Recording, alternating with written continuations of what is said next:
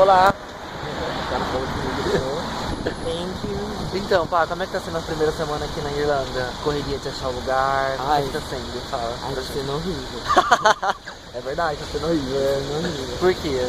Porque eu tenho uma semana de hostel Tá. e eu tô desesperado pra conseguir um lugar pra ficar. A gente já foi a umas casas pra visitar, já contatou algumas pessoas, mas tá bem difícil.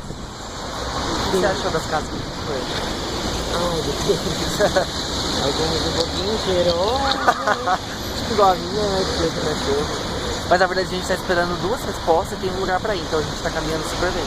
Hoje é quinta-feira, Dia 22 de junho.